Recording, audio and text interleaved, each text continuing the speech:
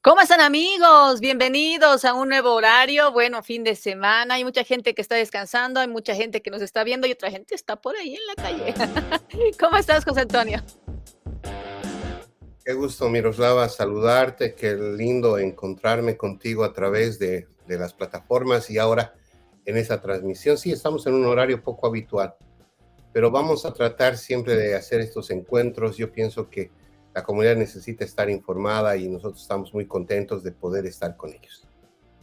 Así es, entonces, bueno, vamos a estar hablando un poco de las cosas que pasan en la semana, de todo lo que acontece en cuanto a información, en cuanto a lo que refiere también algunas cosas que puedan quedar pendientes para poder hacer en eventos, participar, ser parte de nuestras comunidades, estar ahí presentes en fin de semana. Bueno, vamos a tratar de diversificar un poco más lo que significa el formato del programa, porque queremos llegar absolutamente a todos, pero obviamente es un poco complicado, ¿no? Porque tú eres boliviano, yo soy boliviana, entonces a veces tomamos preponderancia con lo boliviano porque tenemos mayor material, pero ahora sí queremos llegar a más comunidades, lo vamos a hacer de poco a poco, esta es una prueba más o menos que estamos haciendo para este fin de semana. Así es, y comentarte que dentro de las novedades, esto no lo sabía, no lo hemos hablado. Quiero comentarte de que la revista Latinos en breve va a salir a través de Washington TV y Roku TV, que son dos plataformas de la comunidad hispana grandes acá, que cubren casi todos los Estados Unidos. Washington TV es una plataforma con 27 reproductores en los Estados Unidos. Y te cuento de que vamos a empezar a emitir el próximo mes de septiembre, ya a través de esta plataforma, los contenidos de la revista Latinos. Esto no lo sabía si lo hablaba, pero hace No. poco acabo de cesar el convenio con el presidente de la compañía de Washington TV, el señor Leonardo Prieto, un empresario venezolano que aquí está hace muchos años haciendo periodismo y también está en la producción, sobre todo de documentales, y ha promovido a muchos artistas latinoamericanos que incluso han ganado algunos Emmys. Entonces, pues ahí estamos y muy contentos. Esto nos va a obligar, Miroslava, a que este programa, que también va a ser emitido por Washington TV y Roku TV. Roku TV es como la plataforma de Tigo, como la plataforma de Cotel TV, de Comteco, no sé cómo son de las cooperativas telefónicas que tienen su sistema, que me acuerdo que tienen su sistema de televisión. Lo mismo es Sí. Roku TV, es acá una de las Es con mayores. programación especial, ¿no? O sea, la gente que realmente quiere ver ese contenido, entonces compra el paquete grande, no solamente por el programa o las personas, sino un paquete más grande en el cual encuentra una serie, me imagino, de programas de diversos formatos, ¿no? Sí, está ahí, por ejemplo, las grandes corporaciones, Telemundo, Univisión, y ahí entre ellas está pues Washington TV, y nosotros muy contentos porque vamos a dar un gran paso, yo creo que en septiembre, Miroslava, y pues esto nos va a obligar un poquito también a que nuestros contenidos, porque esto lo vamos a poner en el contenido de Washington TV, y vamos a tener que hacer de repente mayores notas con este enfoque, porque lo que me decía el presidente de esta compañía es que le interesa sobre todo fomentar la producción latinoamericana. Así es, entonces, bueno, vamos a poder, ahí está, pronto saldremos por Washington TV. Y mira, no nos dio tiempo, pero vamos, ya me pasaron los videos promocionales de la compañía para que los pongamos en la plataforma. Entonces ya los vamos a poner desde el siguiente fin de semana, Dios mediante. Ya vamos a tener esta publicidad dentro para que la gente, Rotativamente. sí, para que la gente se acostumbre. Y también en Bolivia podemos comprar porque tienen una plataforma de 27 redes sociales. Es decir, bueno, aquí en Estados Unidos todo es grande, ¿no? Entonces, vamos a entrar a ese sistema y muy contentos porque creo que es producto también de la perseverancia que hemos tenido en la revista Latinos.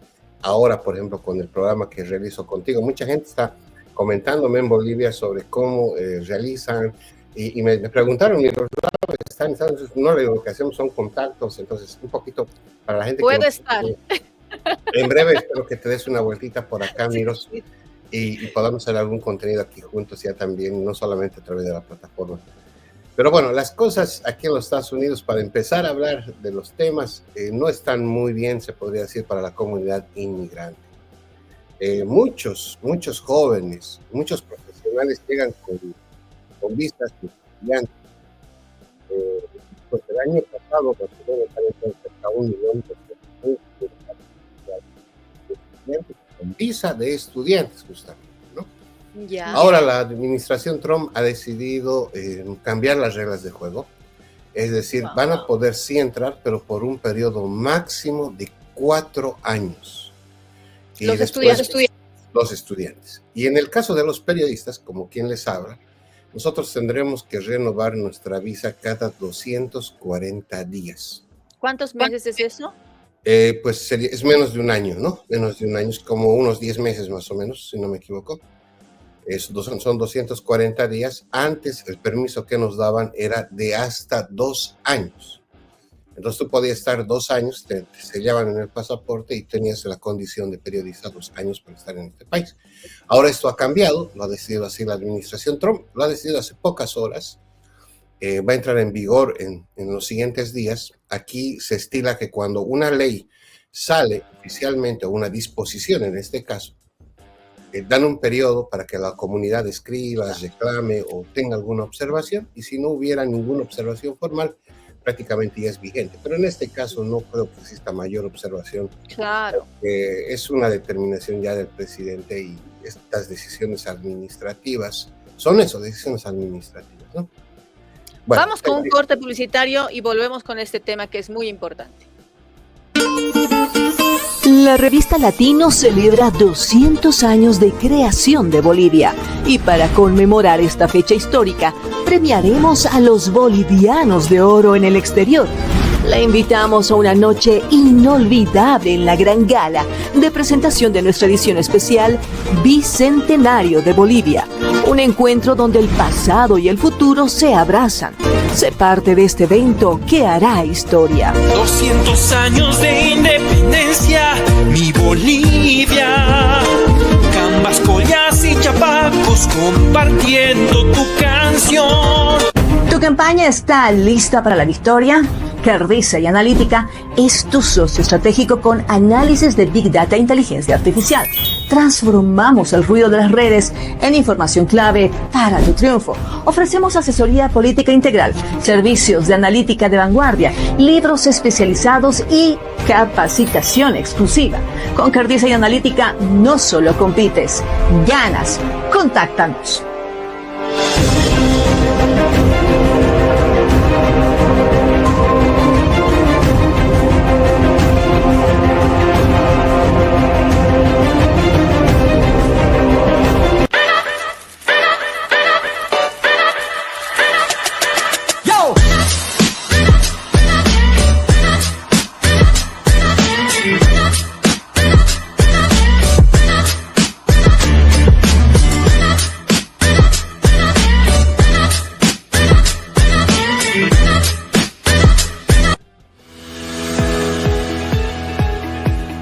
Latinos, el país que construimos, busca destacar lo mejor de la comunidad hispana en Estados Unidos y el mundo. Todos los días te informamos por nuestra red multimedia. Y no te olvides buscar nuestra edición impresa de forma gratuita todos los meses.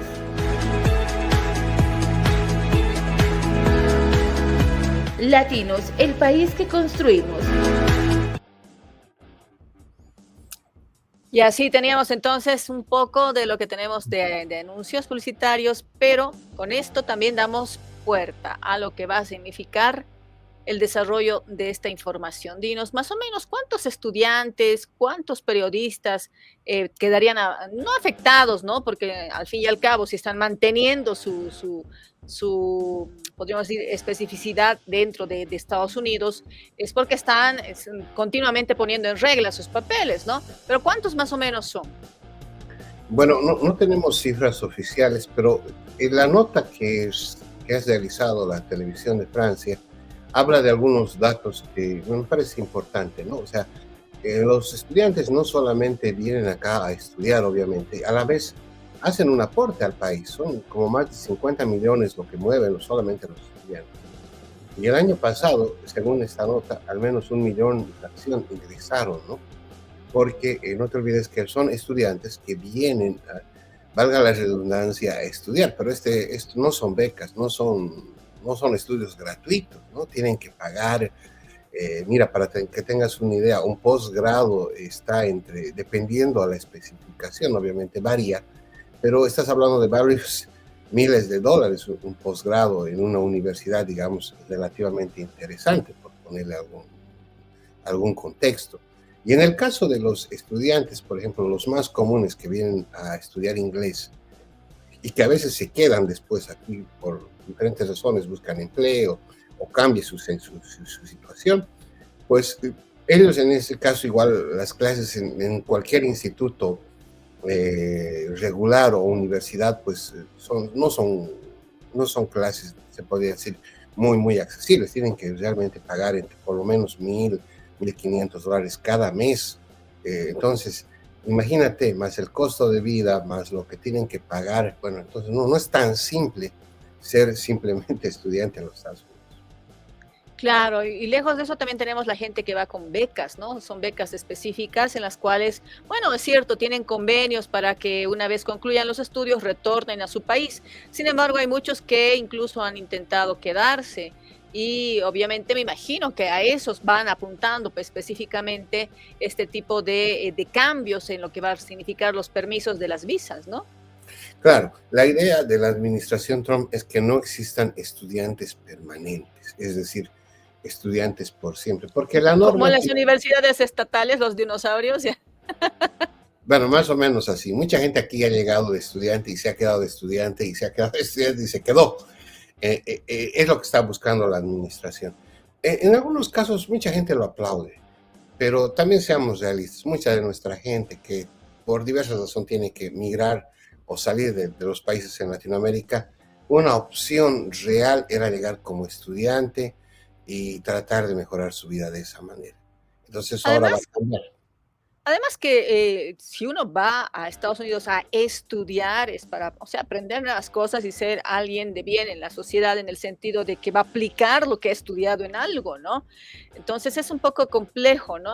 Ya que sea así de drástico, es como que estarían tratando de reducir al máximo, ¿no?, las posibilidades de permanencia, además de lo debido de muchos extranjeros. Sí, definitivamente, ese es el propósito. Pero veamos la nota, veamos el contexto que realiza France Press a propósito de esto. El gobierno de Estados Unidos planteó el jueves límites más estrictos sobre el tiempo en que estudiantes y periodistas pueden permanecer en el país. Los extranjeros no podrán vivir más de 4 años con visa de estudiante, al tiempo que los periodistas foráneos tendrán su permanencia limitada a 240 días, aunque podrán solicitar una extensión por otros periodos con la misma duración. Los cambios propuestos fueron publicados en el Registro Federal, lo que abre un breve periodo de comentarios del público antes de entrar en vigor. El Departamento de Seguridad Interior argumentó que una cantidad no determinada de extranjeros extendía sus estudios indefinidamente para permanecer en Estados Unidos como estudiantes eternos. No obstante, no explicó cómo los ciudadanos y contribuyentes estadounidenses se ven afectados por los estudiantes extranjeros, que según datos del Departamento de Comercio, aportaron más de $50,000 millones a la economía del país en 2023. Estados Unidos recibió a más de 1.100.000 estudiantes internacionales en el año académico 2023-2024, más que cualquier otro país, lo que es una fuente de ingresos para las instituciones, porque los extranjeros suelen pagar la matrícula completa. Un grupo que representa a dirigentes de colegios y universidades de Estados Unidos denunció la medida como un obstáculo burocrático innecesario que interfiere en la toma de decisiones académicas y que podría disuadir aún más a posibles estudiantes que contribuirían a la investigación y creación de empleos. Las universidades estadounidenses se preparan para iniciar en septiembre su año académico. Muchas instituciones reportan bajas en la matrícula de estudiantes extranjeros por medidas previas del gobierno de Donald Trump.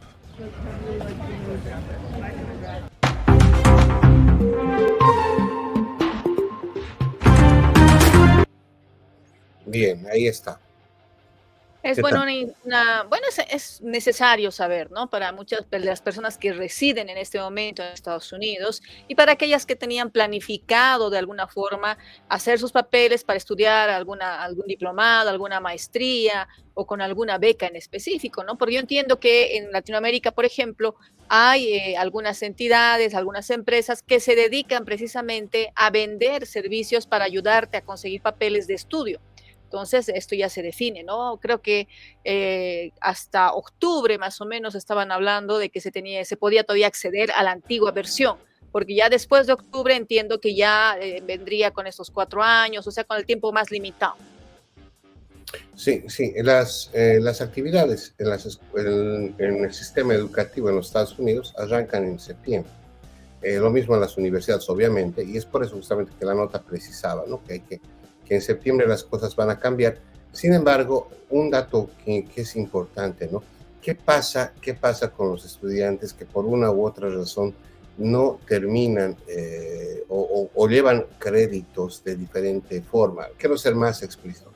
¿Qué pasa con aquellos estudiantes que no acaban la carrera en 4 años? Entonces, ahí hay varias cosas que seguramente van a ser cuestionadas y seguramente se van a estar aclarando en el camino, porque muchos de estos estudiantes, pues, argumentan en muchos casos, sobre todo yo he visto que puedes decir que no tienes condiciones como para solventar todo tu estudio, entonces te otorgan permisos parciales de trabajo. Entonces, no tomas todos los créditos, por así decirlo, sino solamente algunos créditos. Y obviamente no acabas la carrera o tu cronograma en el tiempo previsto. Entonces ahí van a haber, sin duda, tienen que haber opciones, ¿no? Pero algo Sí. que también decía la nota, Miroslava, si me permites, el hecho de que los estudiantes que llegan pagan todo.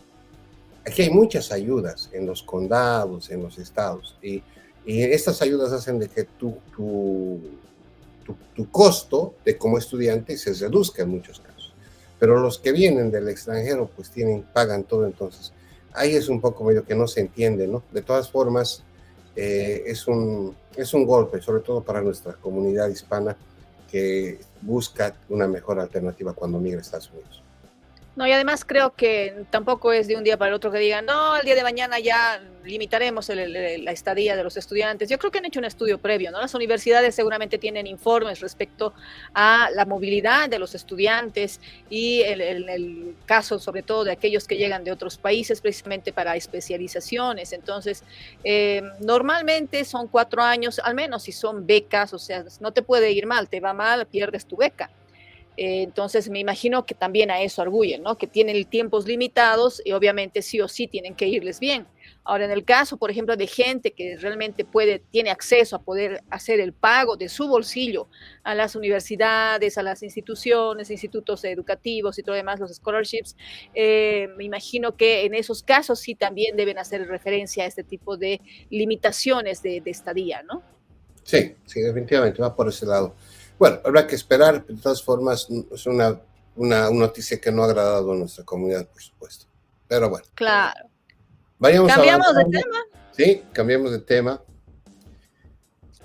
Pues hay cosas que están pasando en el planeta y nos preocupan. Mira, quiero empezar con esta declaración. Ni sanciones, ni bloqueos, ni guerra psicológica, ni asedio. No han podido, no podrán, no harán, ni jamás. No hay forma de que le entren a Venezuela.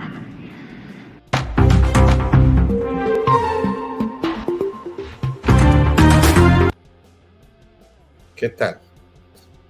Ahí estaba. Bueno, era previsible, ¿no? Es un tema previsible, obviamente, como cualquier país. O sea, cualquier país latinoamericano tomaría esa actitud. No es que yo estoy defendiendo a Maduro, sino que se trata un tema de soberanía, más aún cuando se habla de amenazas. Obviamente, la intencionalidad, la denuncia que existe por detrás del movimiento que ha hecho Estados Unidos pesa muchísimo, pero bueno, la respuesta de cualquier país era esa, ¿no? Esa es la respuesta que probablemente Estados Unidos también, me imagino que la esperaba. Yo, ¿sabes qué creo, José Antonio? Que toda la movilización que se hizo de buques y todo lo demás, de submarinos, Más que todo era para hacer una presencia y para decir, con nosotros no puedes jugar. Con nosotros es transparencia, es al pan, pan, vino, vino. Entonces, porque al fin y al cabo, si Estados Unidos quisiera, ya hubiera ingresado al país.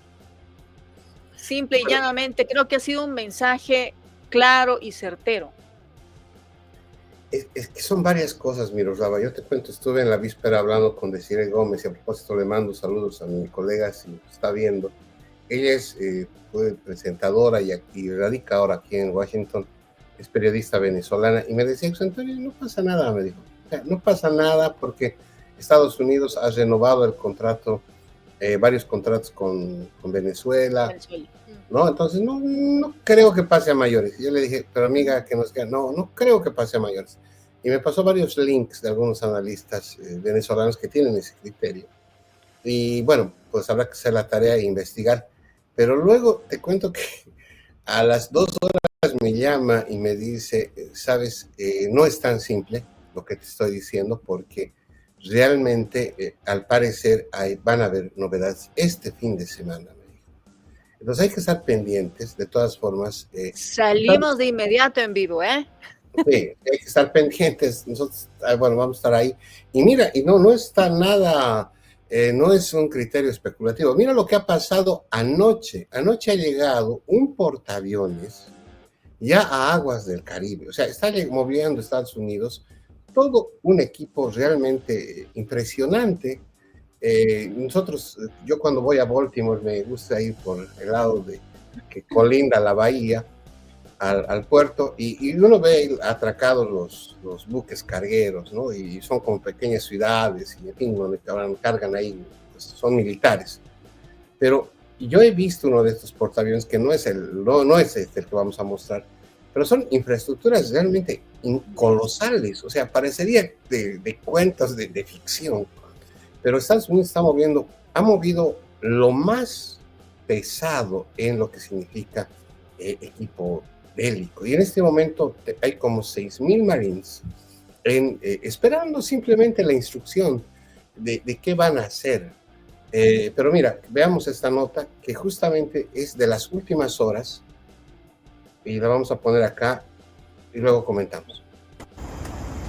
El buque lanzamisiles estadounidense USS Lake Erie ingresó el viernes en la noche al Canal de Panamá desde el Pacífico, rumbo al Caribe, en medio de un despliegue naval de Washington cerca de las costas de Venezuela. El crucero pasó por la esclusa de Pedro Miguel hacia las 21:30 locales, observaron periodistas de la AFP en el lugar, y continuó navegando hacia el Atlántico en una travesía de 80 kilómetros que dura unas 8 horas. El Lake Erie estuvo los 2 últimos días amarrado en un muelle del puerto de Rodman, en la entrada pacífica del canal. Estados Unidos acusa al presidente venezolano Nicolás Maduro de encabezar un cártel de drogas y elevó a $50 millones una recompensa por su captura. 3 buques lanzamisiles estadounidenses tienen previsto posicionarse en aguas internacionales en los próximos días, cercano al límite con Venezuela, para lo que Washington asegura se trata de operaciones contra el narcotráfico internacional. Como contrapartida, Caracas anunció el lunes el despliegue de 15,000 efectivos de sus cuerpos de seguridad en la frontera con Colombia para operaciones contra el narcotráfico. Además, Venezuela informó el martes que patrullará con drones y buques de la Armada sus aguas territoriales.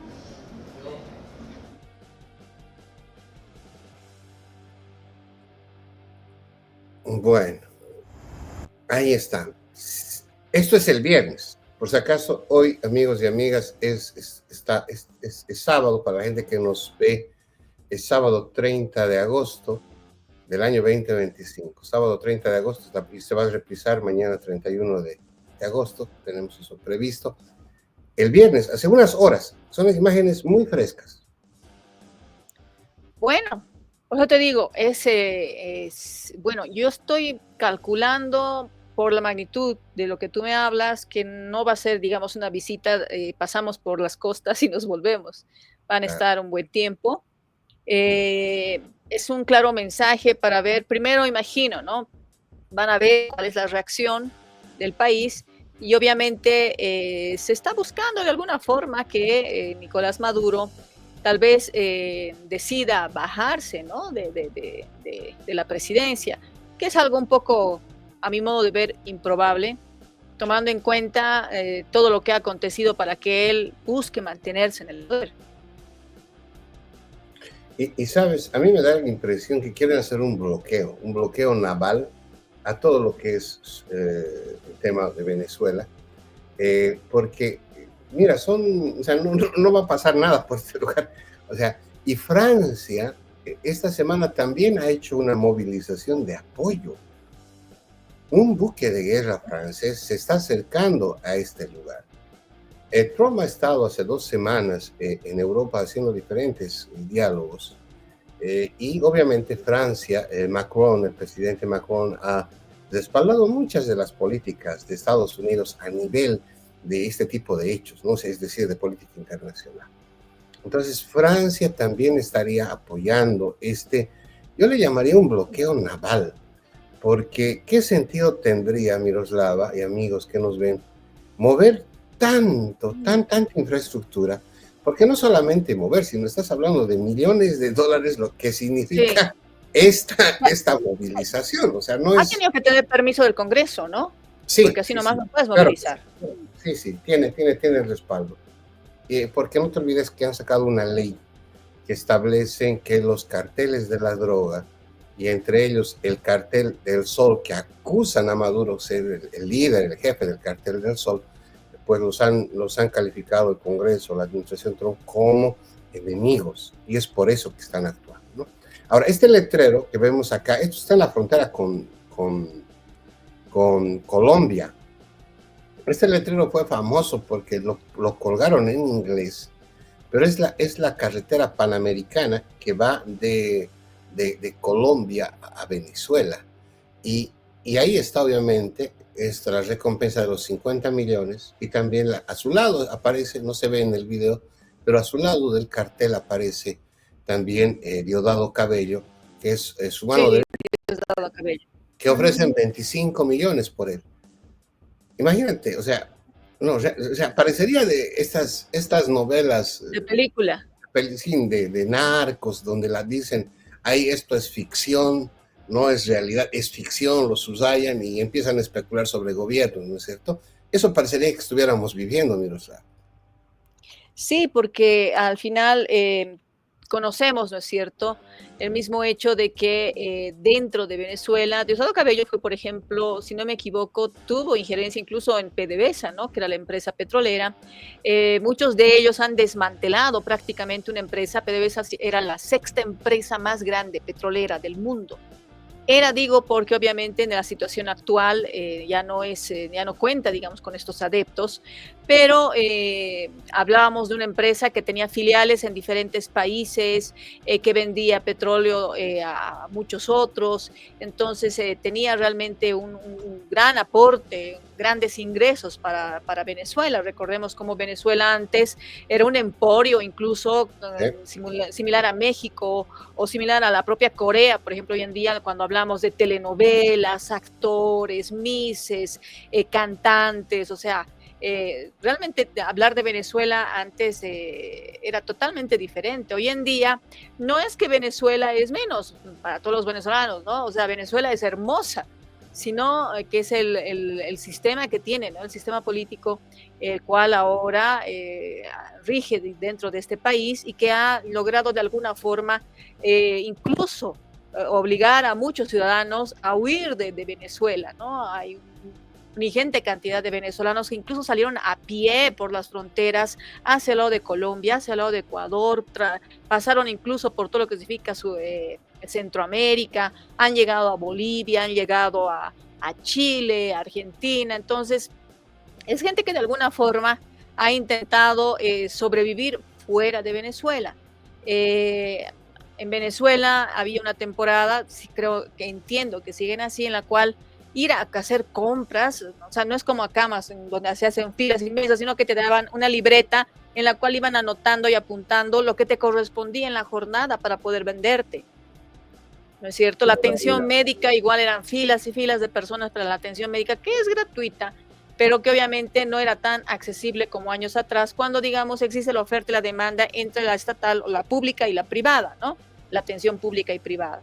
Entonces son un montón de detalles que a los ciudadanos venezolanos son los mejores como para poderlos desglosar, pero nosotros que somos, podríamos decir, parte externa y que hemos de alguna forma nos hemos topado con hermanos venezolanos, hemos escuchado, ¿no es cierto?, en la voz de ellos cuál era la situación y por qué se salieron de su país, ¿no? Entonces tenemos ese tipo de percepción al respecto, lejos de la información que sale, la información oficial del gobierno venezolano. Entonces, todas esas cosas han ido sumando y en algún momento sabíamos que esto iba a derivar en algo no muy agradable y aparentemente este sería el punto, el hilo de este ovillo, ¿no?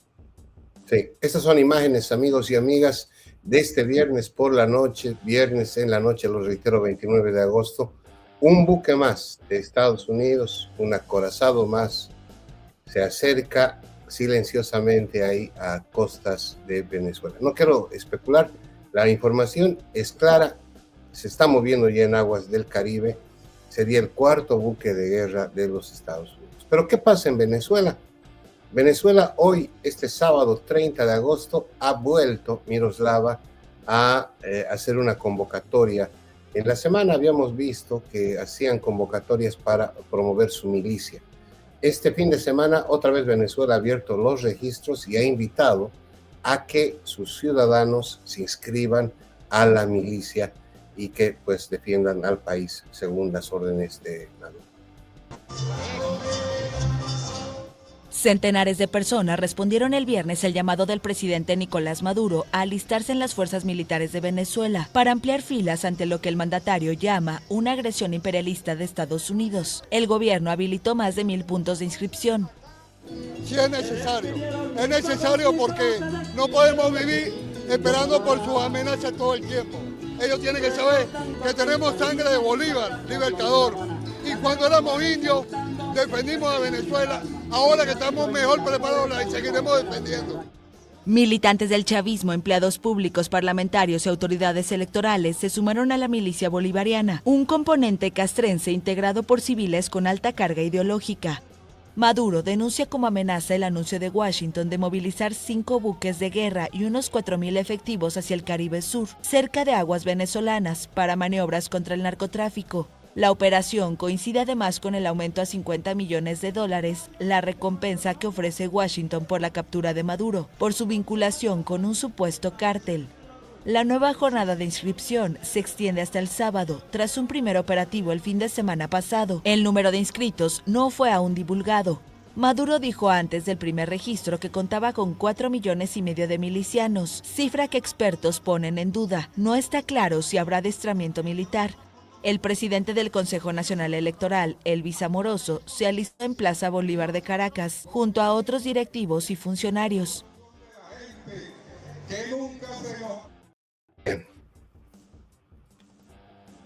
Bien, Miroslava, ¿qué te parece?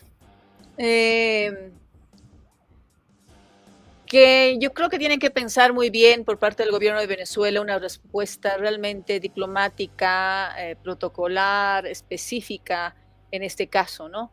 Porque al fin y al cabo no estamos hablando simple y llanamente de ir contra lo que califica Estados Unidos una persona que es parte de este clan de los soles, sino estamos hablando también de miles de ciudadanos venezolanos que, bueno, están también viviendo ahí y que de alguna forma están dentro de la línea chavista, ¿no? Dentro de la línea de Maduro. Bien. Ojalá realmente no pase a mayores, ojalá que esta situación llegue de alguna forma a celebrarse pacíficamente, ¿no? Lejos de los mensajes visuales que se están dando en las últimas semanas. Mira, yo he estado hablando con varias familias de venezolanos aquí en el área metropolitana de Washington y te cuento de que algunos son familiares de militares o son exmilitares que han pedido asilo político que viven acá. Y en este momento, según estas fuentes, hay al menos un 30% habría reducido la cantidad de efectivos, el ejército venezolano de efectivos, justamente porque no les pagan.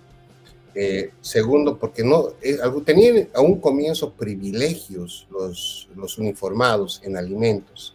Esto lo han perdido porque no hay en Venezuela alimentos para darles. Es decir, en otras palabras, antes los soldados tenían una condición mejor en Venezuela porque tenían acceso a alimentos, algún privilegio en distribución de pulperías, me imagino, y que eso se ha perdido porque no hay alimentos, ¿no?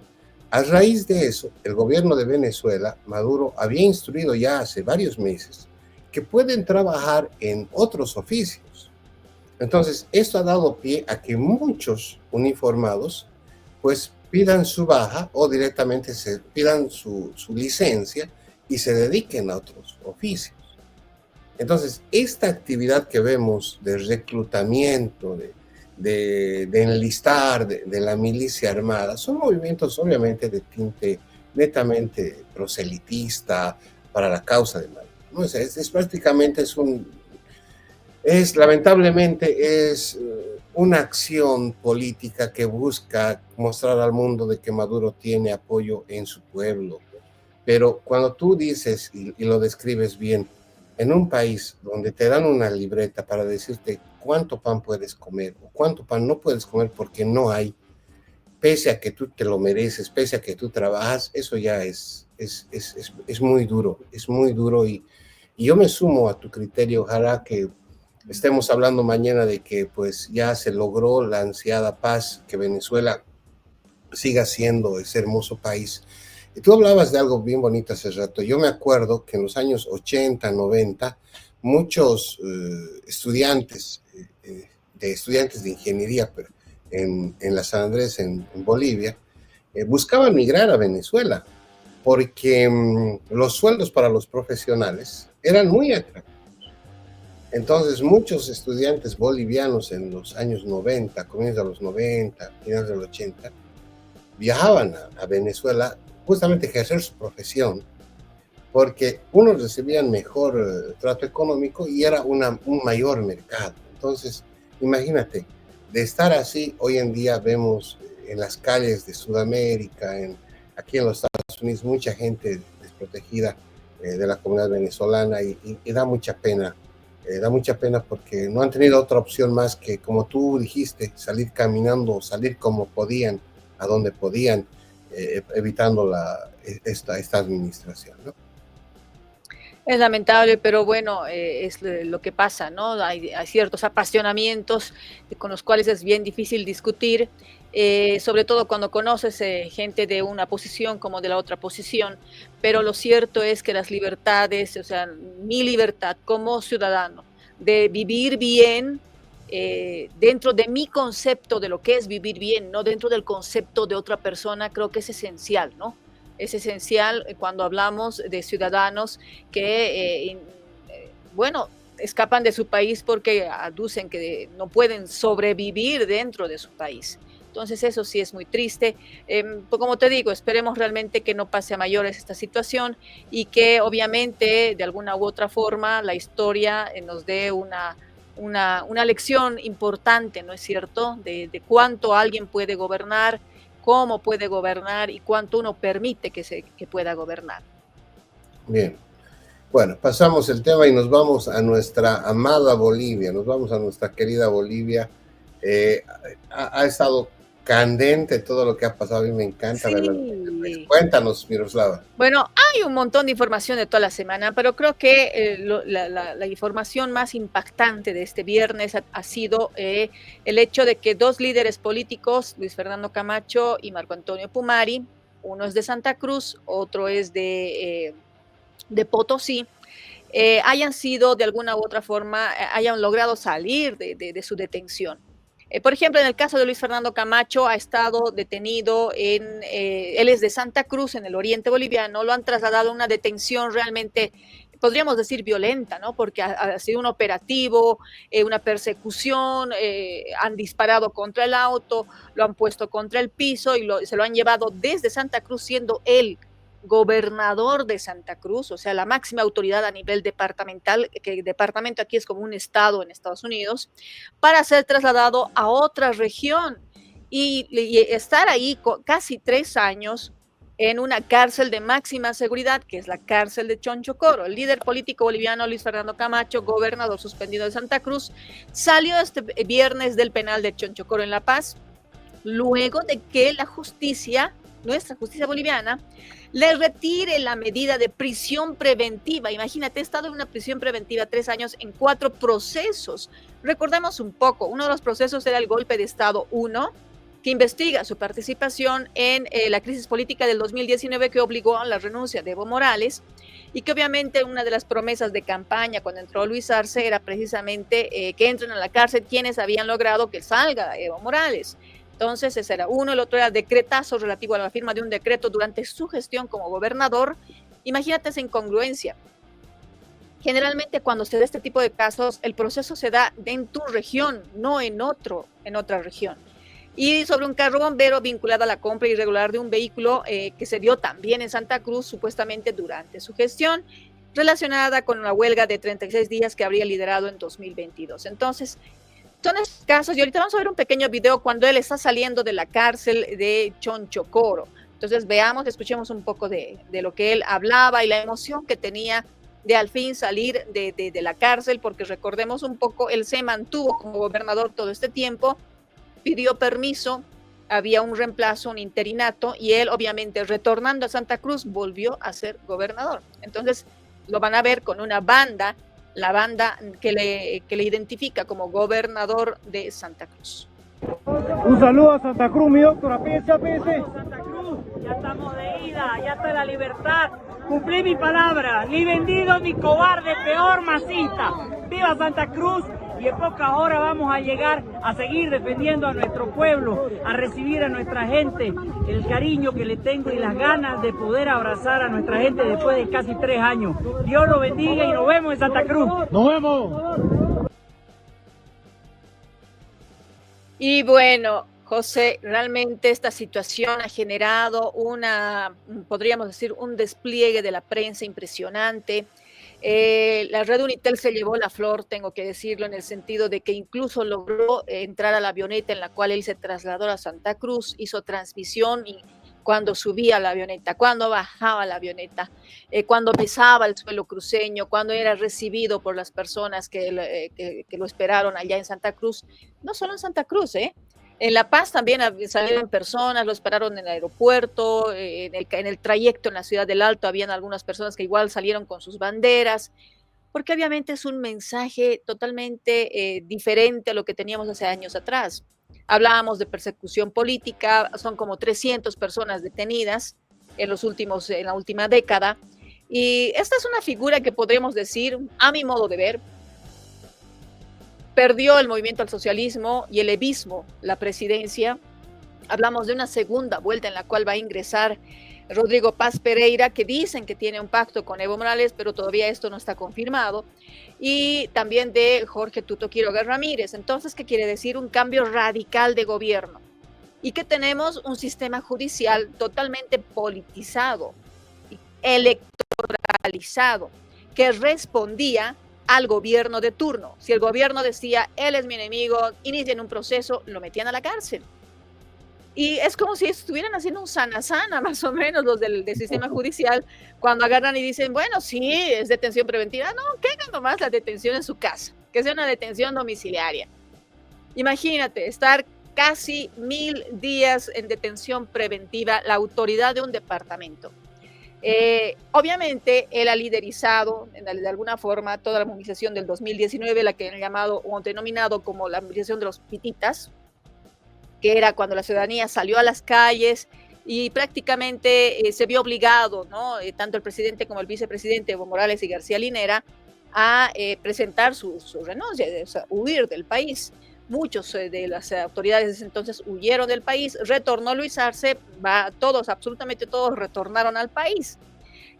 Yo creo que con la ilusión de nuevamente seguir perpetuándose de alguna forma en otra gestión gubernamental, pero esto no salió de esa forma. O sea, la división interna del socialismo socavó terriblemente el evismo, todo lo que significó el proceso de cambio que habían trabajado durante varias décadas. Entonces ahora estamos viendo estos resultados, ¿no? Estos cambios de ciclo son muy interesantes, ¿no, José Antonio? Porque estos cambios de ciclo de alguna forma van a delimitar el futuro de nuestro país y van a delimitar nuevas figuras políticas. Y yo creo que si esto hubiera pasado antes de que inicien las campañas electorales, la figura hubiera sido otra. Sí. Totalmente. Marco Antonio Pumari pasó lo mismo, él estuvo casi 1000 días, más de 1000 días incluso, en la cárcel de Cantumarca, en Potosí. Potosí es una ciudad súper fría, la cárcel realmente es un lugar inhóspito. O sea, Marco Antonio Pumari tiene una gran presencia y podríamos decir, tiene muchos seguidores, mucha gente en Potosí. Antes de que pase el 2019, el movimiento al socialismo ganaba en urnas, o sea, se pintaba de azul todo lo que era Potosí. Después de que pasó esto con Marco Antonio Pumari, donde incluso han sido, podríamos decir, mineros han salido a apoyar la movilización del 2019 en contra de Evo Morales, hirió muchísimo a la población de Potosí, que terminó siendo opositora. Entonces, cuando vemos a un Marco Antonio Pumari volviendo nuevamente a su casa, reuniéndose con su familia, o sea, la figura, como te digo, el viernes fue totalmente emotivo, estos dos personajes abrazando a sus padres, sus esposas, sus hijos, sus parientes, y obviamente recibiendo de alguna u otra forma, como una respuesta de la población, el cariño de la misma, ¿no? Porque en Santa Cruz al menos se llenó, bueno, yo calculo que por lo menos eran unos casi 1 millón o menos de 1 millón, por lo menos unos 50,000 personas han ido precisamente a recibir a Luis Fernando Camacho. Entonces, esa más o menos ha sido la figura que se ha dado, porque tengo que agregar, el Tribunal Supremo de Justicia ordenó este viernes la revisión también de las medidas cautelares aplicadas a la expresidenta interina Yanine Áñez.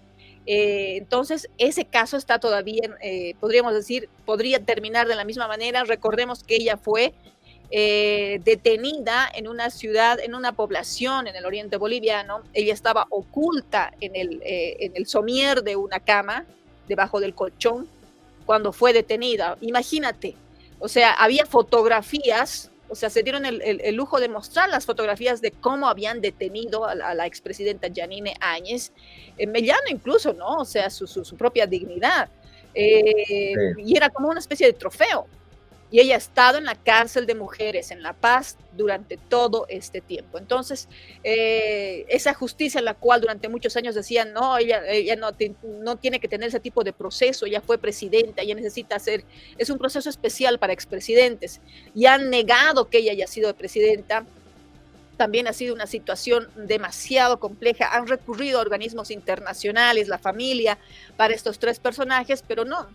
El gobierno y sobre todo la Justicia Nacional no dio su brazo a torcer hasta que cambió la figura con la segunda vuelta, o sea, con los nuevos, podríamos decir, personajes que se van a disputar la presidencia en esta próxima gestión, y ninguno de los dos obviamente es declarado ni evista, ni masista, ni socialista. Entonces, esta es la respuesta, podríamos decir, que se está dando rápidamente en el curso de la última semana. Mira, para poner solamente un contexto pequeño para la gente que nos está siguiendo y nos está mirando, en el caso de Luis Fernando Camacho, él tenía gran posibilidad de ser presidente de Bolivia. O sea, en la crisis, cuando Evo Morales renuncia y todo ese proceso, el hecho de que a él prácticamente lo aislaran, logró de que Luis Arce mantenga la hegemonía del MAS, ¿no?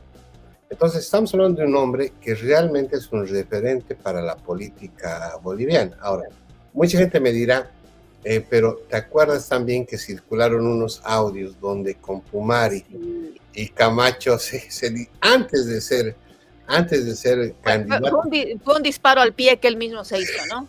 Se estaban dividiendo la aduana, no para vos la aduana, para tal empresa, tal ministerio, y eso obviamente pues lesionó, ¿no? Ahora, otros me dirán, pero ¿quién te asegura que eso no se hizo con inteligencia artificial? Tal vez eran audios trucados, no eran ellos. Bueno, puede ser. Lo cierto es de que tanto Camacho como Pumari son líderes en regiones que pueden dividir al país.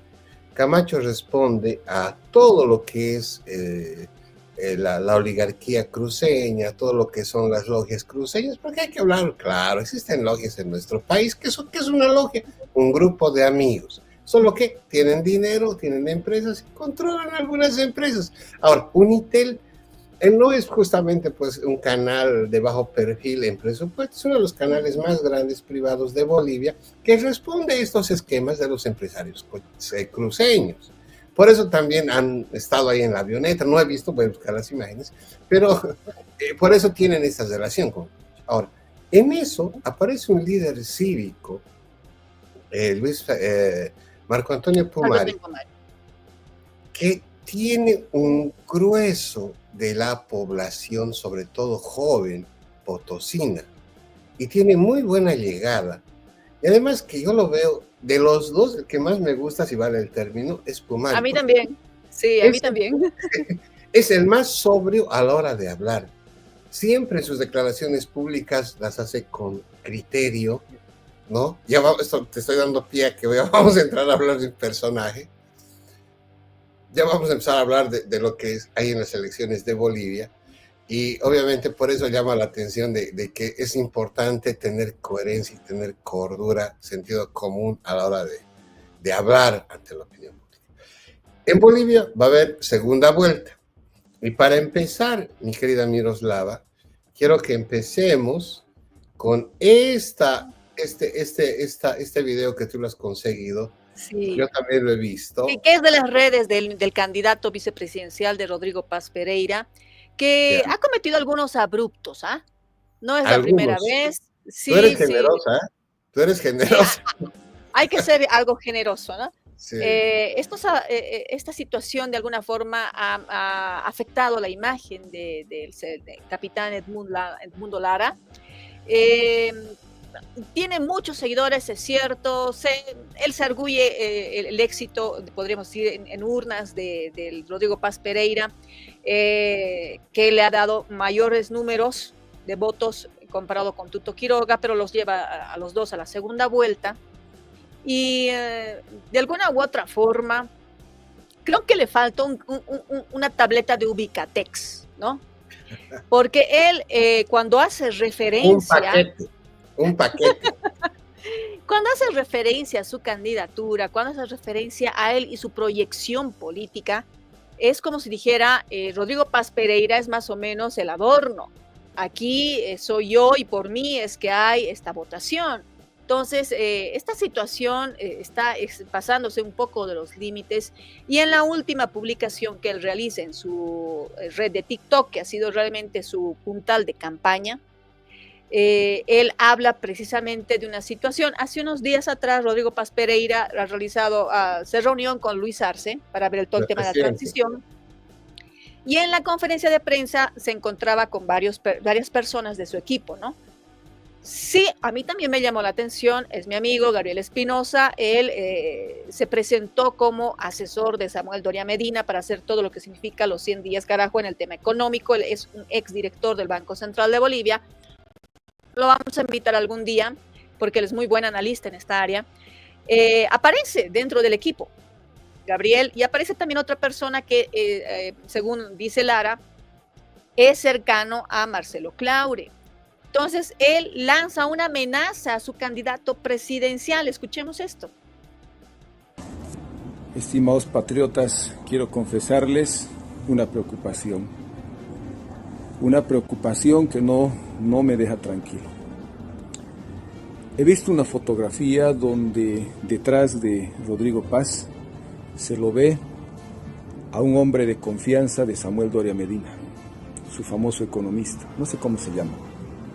También he visto a otro personaje que es mano derecha de Marcelo Claure.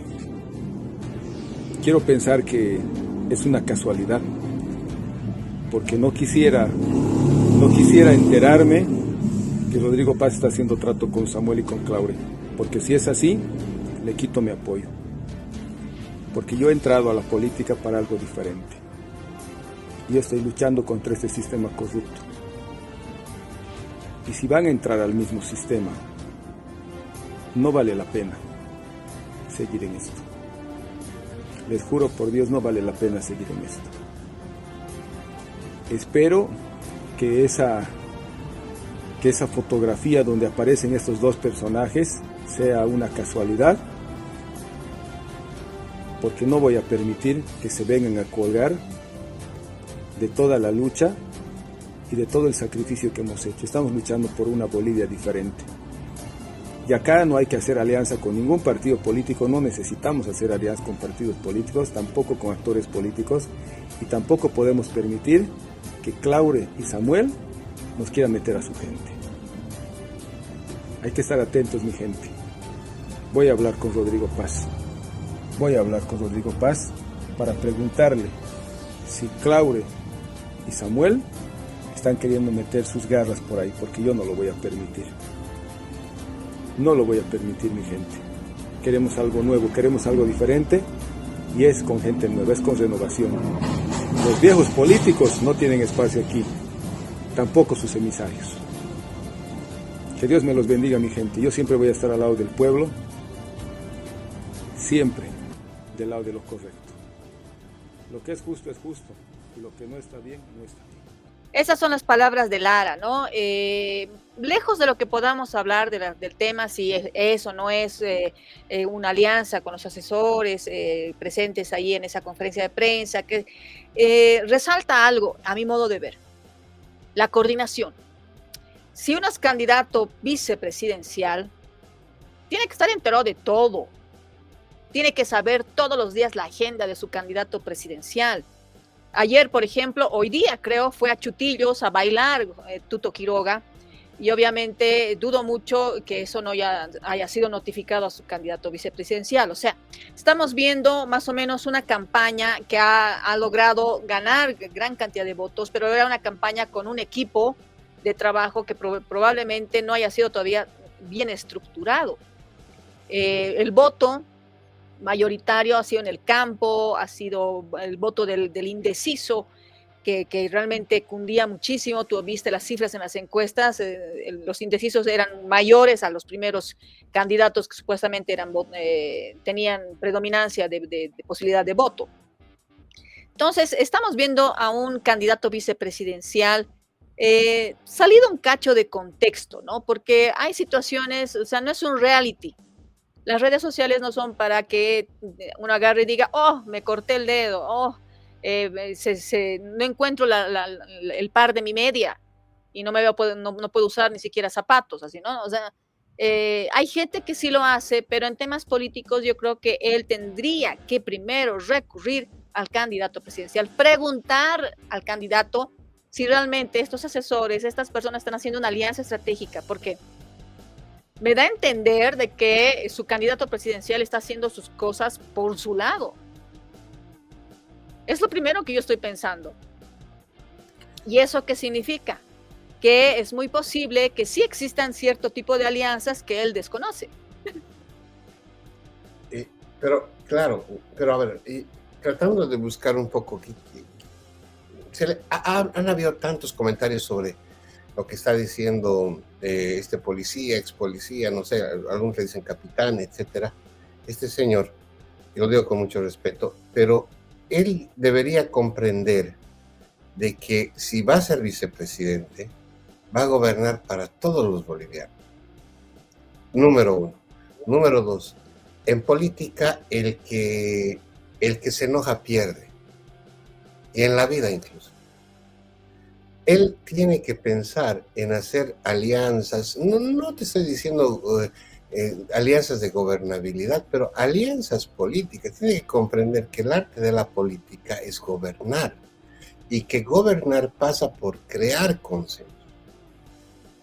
En Latinoamérica, en el último tiempo, con este socialismo del siglo XXI, en fin, y en Bolivia en particular, siempre se ha apuntado a polarizar, ¿no? Porque es básicamente la esencia misma del desarrollo marxista, es pues como la unidad y lucha de contrarios. Es como cuando hablas del marxismo y dices, no pueden haber ricos sin pobres, ¿no es cierto? Es tan simple como eso. Entonces, no puedo ser gobierno si no tengo oposición. Tengo que buscar la oposición. Si no existe oposición, tengo que construir una oposición. O sea, es la lógica racional de esta mirada, si se quiere, marxista. Ahora, en el caso concreto de gobernabilidad, ya en este momento, son dos candidatos. Lo que Lara tiene que comprender es que tiene que buscar gobernabilidad. Es una palabra que no hay que tenerle miedo. Y lo digo con mucho respeto. O sea, debe tener gente que lo asesore y demás. Debería buscarse un estratega político. Cualquier estudiante de la universidad sabe que la gobernabilidad pasa pues por las ciencias políticas. O sea, no quiero faltar el respeto al señor, pero si me quiere responder que lo haga, porque me encantaría que hablemos sobre estos temas. Pero él tendría que comprender que la gobernabilidad es un constructo de conocimientos sociales. Es decir, no puede pelearse ni con los empresarios. A mí no me cae para nada, alguna vez te lo dije, Doria Medina, por cómo hacía su política, pero hasta incluso con él debería promover diálogos.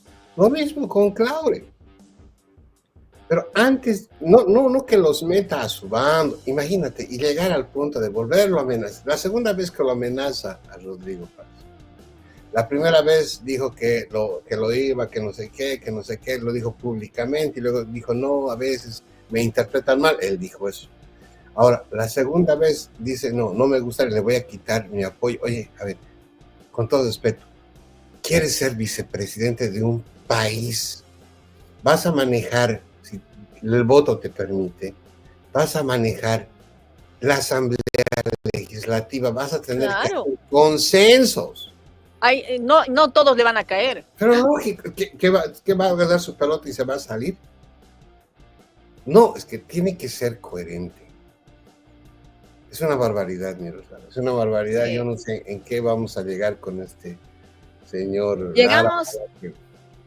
Sí, ya vamos a ver todavía la próxima semana qué más pasa. No llegamos casi al final, tenemos al final una entrevista exclusiva que se ha realizado, en la cual, la situación de los periodistas, hablando un cacho de los candidatos, se confirma que no existirá debate presidencial para esta segunda vuelta. Lamentable, nos hubiera gustado un poco escuchar más sobre la proyección que tienen de sus planes de gobierno. Cada uno de los candidatos ojalá encuentre otras palestras, otros espacios para poder dar a conocer estos temas, pero bueno, estamos observando que no se va a dar eso. Entonces, de eso nos habla uno de los dirigentes máximos de la entidad que nos representa como periodistas, y también de otros detalles más que se ha dado precisamente también con el capitán Lara. Ha habido una carta que se ha dirigido a Lara por algunos exabruptos, que ha hablado con los periodistas de que son pagados, ha dado nombres. Entonces, para poder hacer acusaciones siempre hay que tener pruebas, ¿no? Y bueno, todos esos detalles que los ha hecho mi compañero acá, José Antonio. El reencuentro será de aquí a unos días más. Agradecemos a todos por estar con nosotros, por seguirnos, por mantenerse acá en nuestras redes sociales. Sí, por favor, compartan nuestras transmisiones. Gracias por seguirnos, gracias por seguirnos. Gracias, 3 veces les digo gracias. Gracias, estoy muy contento por todo, por cómo se está desarrollando justamente esta interacción. Nos vemos en cualquier momento, Miroslava. Hay que estar pendiente a lo de Venezuela y Estados Unidos. Y también, si la noticia lo amerita, imagínate, si esto prospera, lo de Lara, nada raro que Lara renuncie, si es ecuánime en su criterio, nada raro que renuncie a ser candidato. Habrá que ver qué pasa con la normativa electoral, si Rodrigo Paz continuaría corriendo sin un candidato a vicepresidente. Bueno, todo puede pasar, estaremos pendientes. Y nos vemos en breve, Miroslava, en los siguientes días o cuando la noticia nos llame. Muchas gracias y mucho amor. Saben que nosotros predicamos el tema de que hay que cuidar nuestras energías, hay que tratar de que nuestro entorno siempre sea agradable, con paz, con amor, con comprensión, con tolerancia, todo lo necesario para que también eso nos devuelva, el universo nos devuelva a Dios. Bien, nos vamos con la entrevista que hicimos al presidente de la Asociación de Periodistas de La Paz en Bolivia, Raúl Novillo Alarcón. Bueno, esta es una grabación, don Raúl, pero esa parte la vamos a cortar. Lo que ha llamado la atención electoral y lo que ha llamado la atención en la comunidad boliviana, lo reitero, es el anuncio de la Asociación de Periodistas que le están pidiendo a los candidatos que pues respeten la libertad de expresión y sobre todo respeto a la labor de los periodistas. ¿Qué se sabe en La Paz? ¿Qué se sabe acerca de lo que está pasando en estas horas a propósito de las declaraciones de candidatos y la relación que tienen con los medios de comunicación?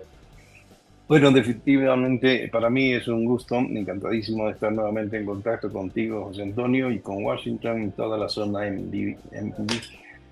La verdad es que aquí en La Paz y en el país entero estamos viviendo situaciones bastante incómodas por la incertidumbre de qué es lo que va a suceder en los próximos días.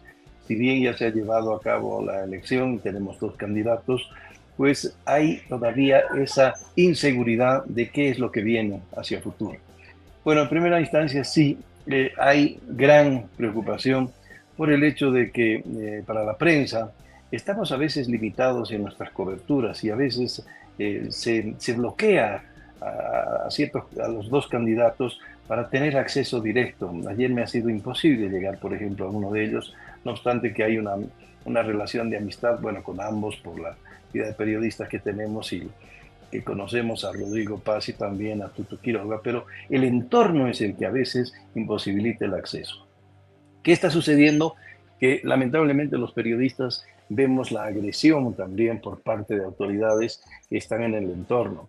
En días pasados, por ejemplo, en el aeropuerto del Trompillo, un capitán ha agredido a un colega nuestro, Arancibia, que es reportero de El Deber de hace muchos años, que estaba haciendo una investigación. Él se caracteriza por hacer investigaciones a profundidad, con resultados a veces que no son muy agradables para quienes están involucrados, ¿no?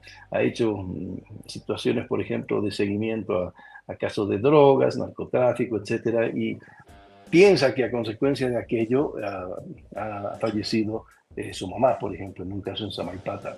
Pero el último suceso se produjo en el aeropuerto del Trompillo, cuando él se aproximaba a tomar unas fotos, cuando había la utilización de un avión por parte del hijo del presidente, un avión obviamente que no era privado, no correspondía que él utilizara, pero de todas maneras, para evitar aquel registro, es que lamentablemente el capitán se acercó de la Fuerza Aérea, lo agredió y no contento con eso, lo hizo salir del aeropuerto y después regresó el capitán para quitarle su celular y destruirlo. En fin, una agresión sin igual, pero que lamentablemente estamos sufriendo. Y no solamente es ese caso, hay muchos en los que las autoridades están en plan de agresión a la prensa. Inclusive, el candidato a la vicepresidencia, Lara, ha tenido conceptos muy fuertes en contra de algunos colegas, Valverde y otros,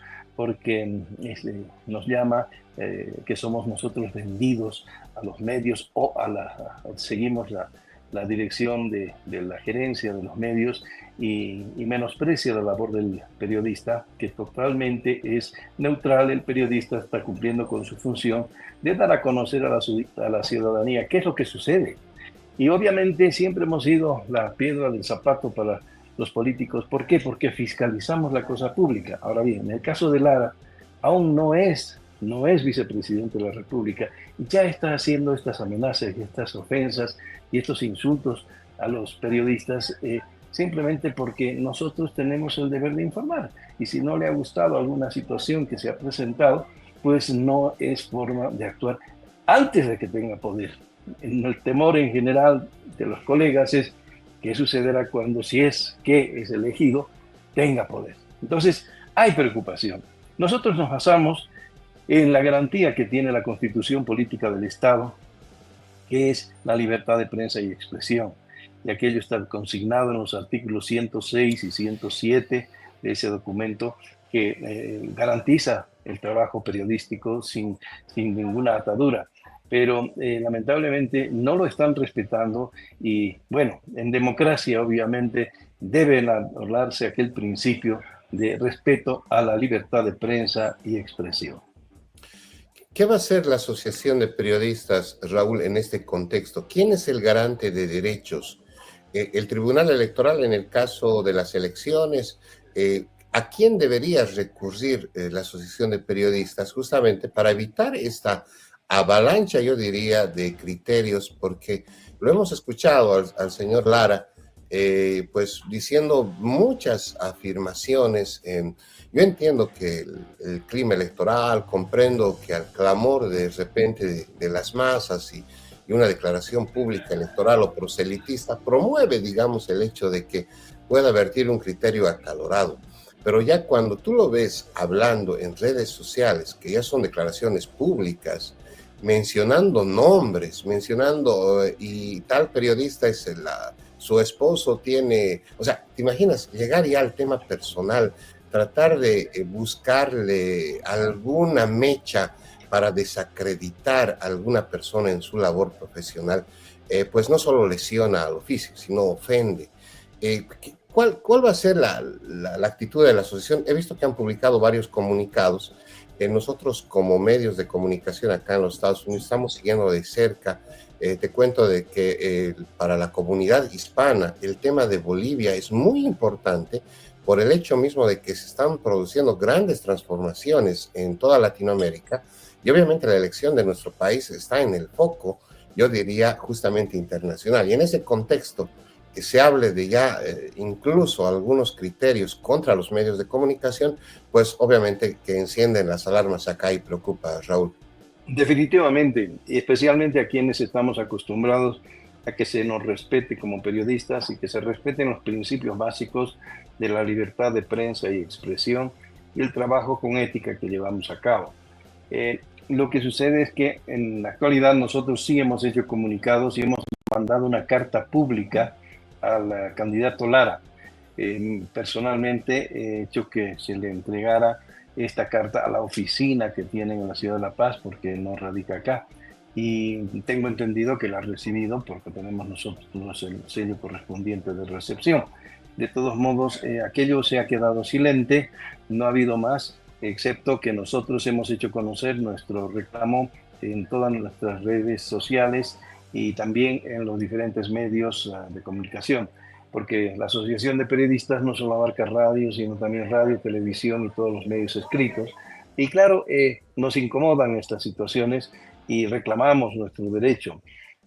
Lo triste es que la agresión a los periodistas está siendo como un hecho recurrente, y eso es lo peligroso, porque si bien en el caso de Lara hemos hecho público nuestro desagrado, nuestra molestia, nuestra inquietud, sin que sea aún un líder, digamos, ya que haya sido elegido el vicepresidente. Imagínate, teniendo el poder y como ya supuestamente vicepresidente, entonces puede ser que la agresión sea más dura a los medios de comunicación.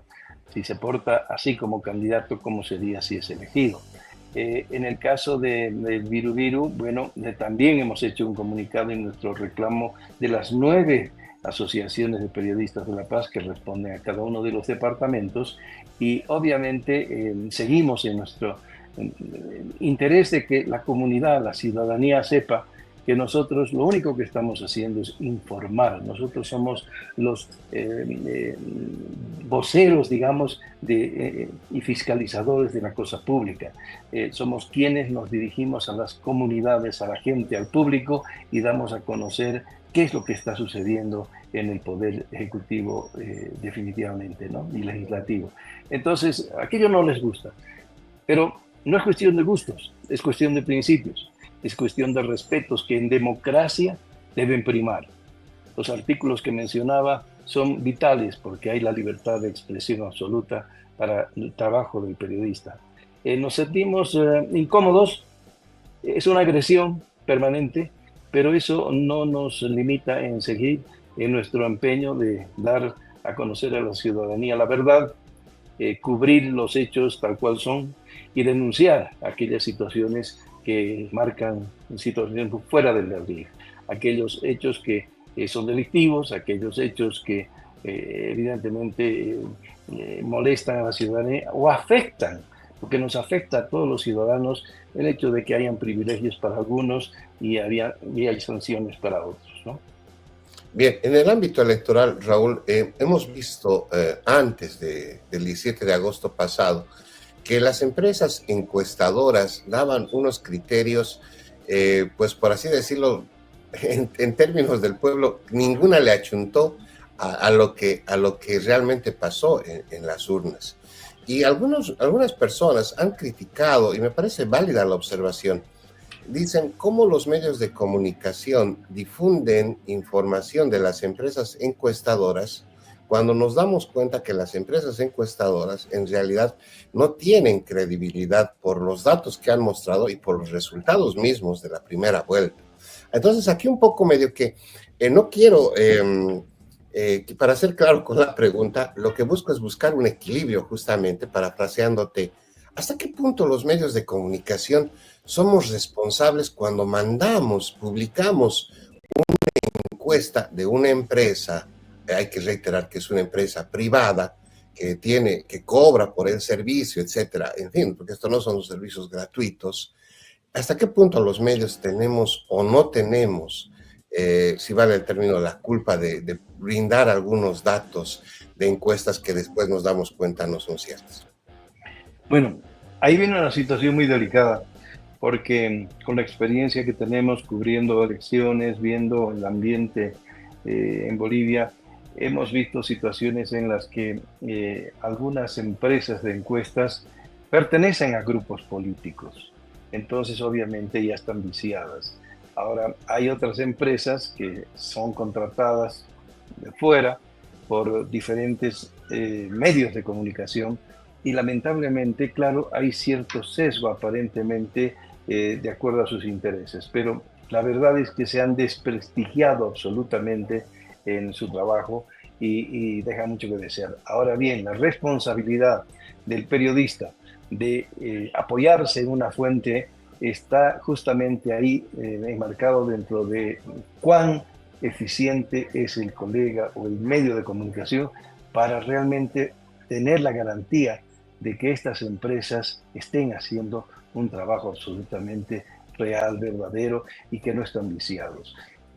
Nos hemos visto con una especie de fiasco, digamos, en esta última elección, porque ninguno le ha achuntado, como dices tú, ninguna le ha dado, ni siquiera por aproximación, un resultado del que ha salido en definitiva. Pero nos encontramos ante esta, ¿qué te puedo decir?, especulación de las agencias que están haciendo este trabajo, y obviamente aquello nos llama la atención a los periodistas y nos pone una alerta para no confiar demasiado en estas empresas encuestadoras, porque están algunas manipuladas y otras lamentablemente no están haciendo un trabajo óptimo.